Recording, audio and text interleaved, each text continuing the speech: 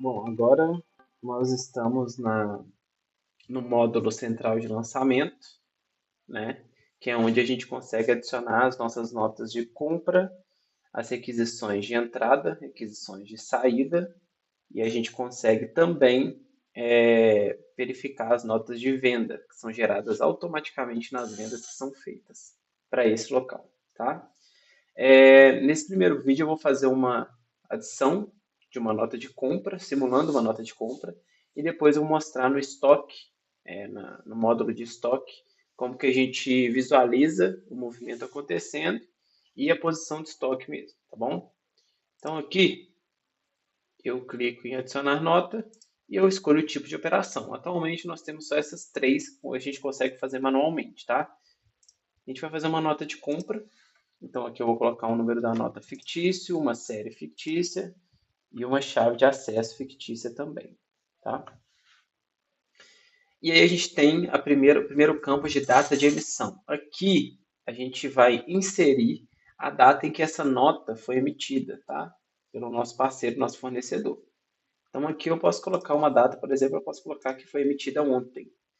E a gente tem o segundo aqui, que é a data de entrada e saída. Aqui a gente determina quando esses insumos que a gente vai cadastrar aqui embaixo, eles vão gerar movimento e vão dar entrada no nosso estoque. Pode acontecer que eu esteja cadastrando uma nota hoje, mas eu vou receber os insumos amanhã, né? Desse parceiro aqui, eu vou até selecionar, que é a empresa 1 que a gente cadastrou também, tá? Então eu posso selecionar o dia de amanhã, não tem problema. Mas o movimento só vai acontecer amanhã, o movimento em estoque. Eu posso colocar da mesma forma que o movimento aconteceu dia 16. Então eu posso ter recebido um tanto de nota, posso ter dado a entrada no meu estoque físico, só que estava muita correria e eu não consegui dar entrada em todas as notas. Então estou dando uma entrada retroativa. Não tem problema. O movimento ele vai ser registrado aqui no nosso sistema como se ele tivesse sido feito no dia 16, tá? Mas nesse caso, como né, eu vou mostrar aqui o processo inteiro, eu vou colocar que a data de entrada e saída é hoje mesmo, tá? Essa é a primeira parte, que são as informações gerais, e a gente vem para a parte de insumos. Quando eu clico em adicionar insumo, eu determino quais são os insumos que eu fiz a compra com a empresa 1, né? Então, eu vou colocar Coca-Cola lata e eu vou colocar câmara fria, tá? Então, eu comprei a Coca-Cola lata e ela vai entrar no meu local de estoque câmara fria. Quantidade de estoque é zero, tá? Mas se ela já tivesse alguma quantidade, atualmente aqui ia puxar a quantidade. Custo unitário. No caso aqui, custo unitário, vou colocar que foi R$ 5. Quantidade, eu vou colocar que eu comprei 50 Coca-Colas. E a unidade de medida eu vou colocar unidade, porque né, eu controlo a Coca-Cola por unidade. Se eu colocar fardo aqui, ele vai utilizar a conversão, tá? Então, ele entende que eu estou comprando 50 fardos, mas na Coca-Cola lata, quando a gente cadastrou ela, a unidade principal dela é unidade. Então, o que ele vai fazer se eu colocar fardo aqui? Ele vai pegar 50 vezes 12, porque o fator lá é multiplicar, e aí no meu estoque vão ter 50 vezes 12 unidades de Coca-Cola lata. Tá? Então, a conversão ela acontece aqui, nesse momento. Tá? E aqui eu posso colocar valores de ICMS, de COFINS, IPI, ST e IPI. Então aqui a gente tem o custo e o valor total. Tá? Tem os campos de desconto aqui também, tá? A gente pode colocar esse campo de desconto, mas tanto em porcentagem quanto valor. Tá? Então se eu colocar aqui porcentagem de 10%, ele vai me dar aqui o valor abaixo, porque ele está aplicando porcentagem de 10%. Se eu retiro, né, ele fica aqui com o valor sem desconto, a mesma coisa aqui em reais. Tá? Mas aqui a gente tem custo e valor total. Tá? Qual que é a diferença entre os dois? O valor total, ele pega o valor com base no custo unitário vezes quantidade. E os impostos e descontos que a gente colocou aqui para esse insumo somente Coca-Cola lata. O custo, ele vai envolver o rateio dos tributos na nota, tá? Agora, nesse momento, o custo e o valor total estão iguais. Mas quando eu colocar frete e alguns outros tributos da nota, ele vai ser rateado entre todos os insumos que eu cadastrei na nota. Assim, o custo vai aumentar um pouquinho, tá? Então, essa é a diferença do valor total para o custo. Os tributos da nota são os encargos, né? No caso, o frete, eu posso colocar que o frete foi de R$ 10, tive um acréscimo de R$ 5, tive um seguro de R$ 60, e aí eu consigo colocar até um desconto também na nota, tá? Não um desconto no insumo. Esses valores aqui, eles são aplicados e divididos entre os insumos dessa nota. Por exemplo, eu vou colocar aqui vou dar entrada na batata também, tá? Vou colocar o estoque padrão, custo unitário da batata vou colocar R$ 4,99. Vou comprar aqui 50 quilos, né? Porque aqui a gente controla a batata por quilo. Não vou colocar nenhum desconto. Beleza, aqui a gente já consegue ver a diferença, tá?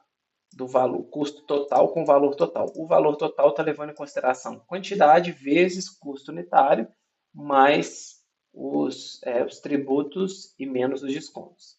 Já o custo, ele faz essa mesma conta, mas ele adiciona o valor dos tributos da nota, tá?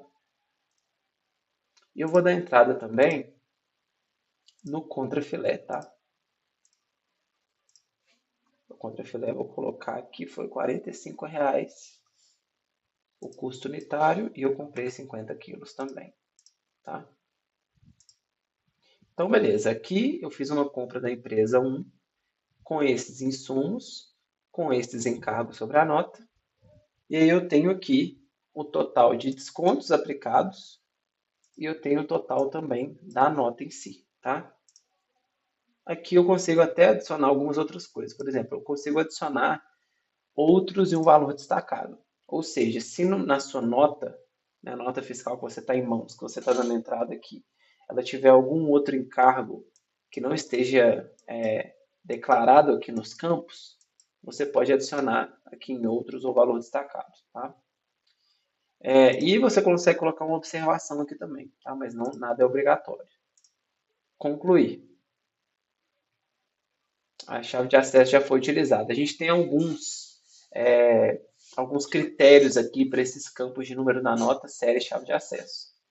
O número da nota ele não pode se repetir dentro dessa série. E essa série não pode se repetir para esse estabelecimento, esse CNPJ. Tá? Isso é uma regra da Cefaz e a gente acabou colocando no nosso formulário. E a chave de acesso é a mesma coisa. Então, eu vou ter que mudar, porque a chave de acesso é a única para cada nota emitida na Cefaz. Então, eu tenho que colocar uma chave de acesso única e aquela chave já tinha sido utilizada anteriormente. Então, eu coloquei uma chave de acesso aleatória e a nota está gerada, tá? Então, aqui a gente tem a data de entrada e saída, que eu coloquei de hoje, a data de emissão, número da nota, o tipo de operação, quantidade de itens da nota e o valor total da nota. Uma vez que eu fiz isso, todos aqueles insumos que estão dentro dessa nota que eu cadastrei, eles vão dar entrada em estoque, tá? No módulo estoque. Mas antes de ir lá para a gente ver, a gente tem 3 funções aqui. A gente consegue editar essa nota e tudo que foi editado vai ser reprocessado e os movimentos vão ser refeitos, tá? Então as entradas dos insumos, o custo, tudo isso vai ser editado. Se eu excluir essa nota, todos os movimentos vão desaparecer do estoque e os movimentos, enfim. E eu tenho essa setinha que é onde a gente visualiza a nota. A gente só visualiza ela e não consegue fazer mais nada. É só para talvez pegar uma observação, analisar algum histórico aqui de encargo, enfim, a gente consegue visualizar a nota de modo geral, tá? E a gente passa para o próximo módulo, que é o de estoque. Então a gente tem primeiro o movimento de estoque, o relatório de movimentos. Então se eu pegar aqui o dia 20 e pegar o insumo Coca-Cola lata, eu tenho o movimento que foi feito dentro desse período da Coca-Cola lata nesse local de estoque. E o movimento que a gente tem atualmente, qual que é? É a nota de compra que a gente deu o lançamento Então ele traz essas informações, ou seja, qual que foi a data e hora da nota de compra, qual que é o código e insumo, que é, né, referencia o insumo, código também, qual que é o grupo de insumo, qual que é o tipo de operação que gerou esse movimento, foi um movimento de entrada, então aqui a gente tem a quantidade de 50 que está na cor verde, tá? Ou seja, um movimento de entrada. O saldo atual da Coca-Cola é 50, porque é a primeira entrada que a gente deu, então 0 mais 50, 50. E o custo unitário, 5,27, e o custo total, que é quantidade vezes custo unitário, custo total 263,50. Nesse caso, a gente teve só um movimento da Coca-Cola lata. Mas se a gente tivesse venda feita, inventário realizado, a gente teria mais de uma linha aqui com a data e hora também, lógico, né, dentro do período que a gente filtrou. Ou seja, o movimento de estoque é um relatório de todos os movimentos de um insumo em um local de estoque naquele período, tá? Então a gente só tem um, só vai aparecer uma linha. E o posição de estoque é o estoque de fato, tá? Então aqui a gente tem todos os insumos que a gente deu a entrada, tá? Então a gente tem 50 batatas, 50 Coca-Cola, 50 quilos de contrafilé.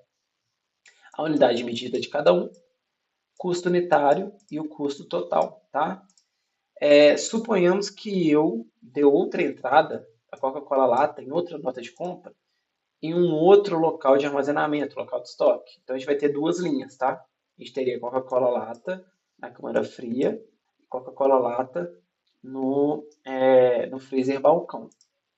Porém, a Coca-Cola lata ela está vinculada no cadastro dela ao local de estoque freezer balcão. Então, quando for realizada uma venda, a baixa ela seria dada não dessa linha aqui, do local de estoque câmara fria.